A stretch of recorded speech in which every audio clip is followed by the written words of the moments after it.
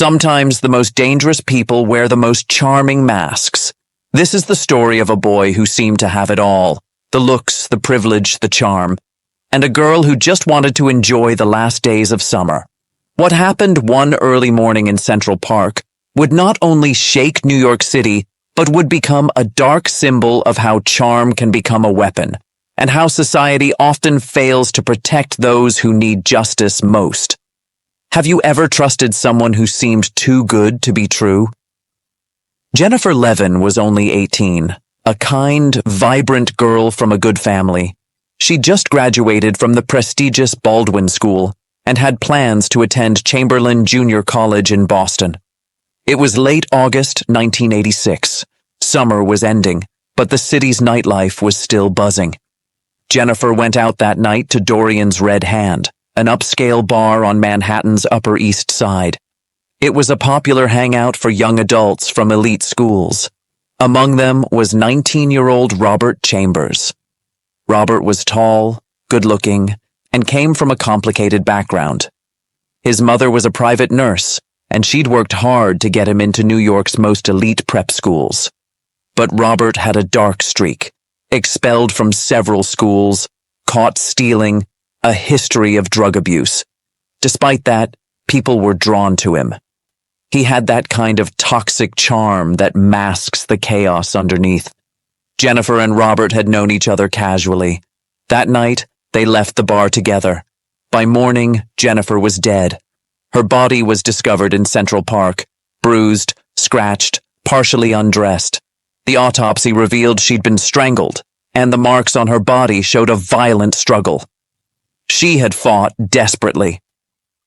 Robert was quickly brought in for questioning. At first, he denied everything. Then his story changed. He claimed it was rough sex, that Jennifer had initiated it, and that she hurt him, so he pushed her off, accidentally killing her. The scratches on his face? He said Jennifer had done that during sex, but investigators noticed he had tried to hide those scratches with makeup. The public was horrified, but what came next was even worse. The defense team went all in on a strategy that shocked the world. They blamed Jennifer. They painted her as a sexually aggressive party girl, someone who brought this on herself. Despite the brutal evidence, despite her injuries, the narrative shifted from "he killed her" to "maybe she was asking for it." And people listened. The media picked up the story and sensationalized it. Preppy Killer became the nickname, as if it was a character in a movie, not a real man who took a real life. Headlines focused more on Robert's good looks and wealthy background than the life that was lost. Jennifer was put on trial in the court of public opinion. In 1988, Robert Chambers accepted a plea deal. He was sentenced to just 5 to 15 years for manslaughter. He served the minimum, 15 years. And when he walked out of prison in 2003, many assumed that was the end of it. But Robert's darkness wasn't done. In 2007, he was arrested again, this time for running a drug operation out of his Manhattan apartment with his girlfriend. He was caught selling cocaine to undercover officers, and this time, the justice system didn't let him off so easily.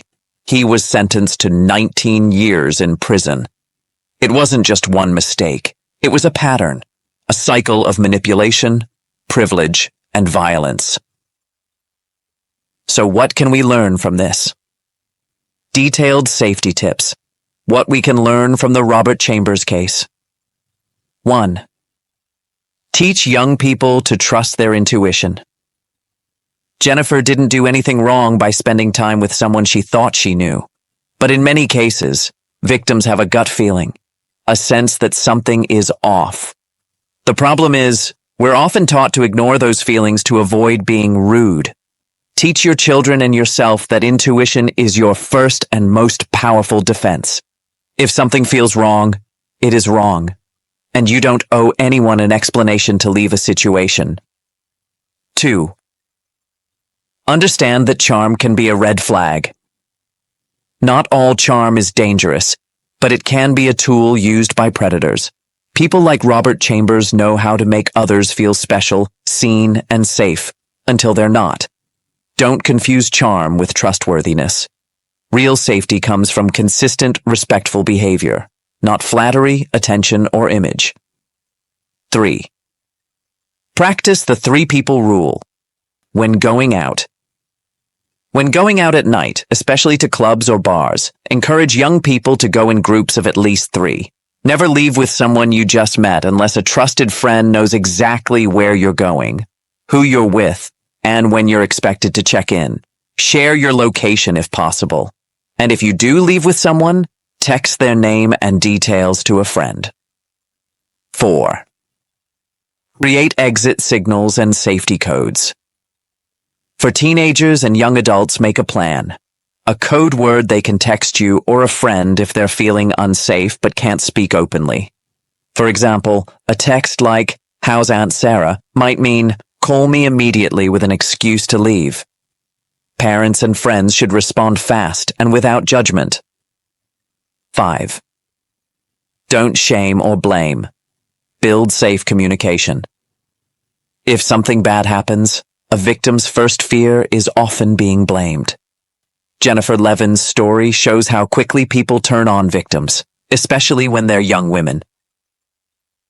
Whether you're a parent, friend, or partner, make sure your loved ones know they can come to you without fear of shame. The more open your communication, the faster someone will speak up if they feel unsafe. 6. Recognize signs of manipulation. Early. People who are controlling, emotionally unpredictable, or make you feel guilty for setting boundaries are showing red flags. Look for patterns like intense love or attention too quickly, isolating you from friends or making you feel like only they understand you, making you feel crazy or guilty when you speak up. Trust your feelings. Control often masquerades as love. 7. Respect boundaries, teach boundaries. Teach your children and peers to say no confidently and to walk away when someone doesn't accept that no. Likewise, teach them to respect others' boundaries. A culture of mutual respect is the strongest safety net we can build. 8. Know that legal systems aren't always just. The Robert Chambers case teaches us a painful lesson. Justice doesn't always look like we expect. Victims are often blamed. Predators with privilege often walk free. That means personal awareness and prevention are even more important. Stay informed, share stories like this, and vote for reforms that prioritize victim protection and trauma-informed policies. 9. Nightlife safety essentials. Don't leave drinks unattended. Have a pre-agreed check-in time with a friend. Take your own transportation when possible. If something feels weird, make an excuse and leave. You don't need to explain. 10. Raise boys to respect, not to conquer. Lastly, prevention starts young. Teach boys and young men that real masculinity is about empathy, emotional control, and respect, not dominance, charm, or conquest. The cultural pressure to be powerful, admired, or sexually aggressive can turn into something dangerous if left unchecked. Talk to them, guide them, and be the example they follow. Charm isn't character. Dangerous people don't always look dangerous. Sometimes they smile at you. Sometimes they offer you a ride home. Sometimes they wear nice clothes and tell you you're special. Trust is a powerful thing, and it can be used against us. Society often fails victims twice. First, when the crime happens, and again, when the victim is blamed.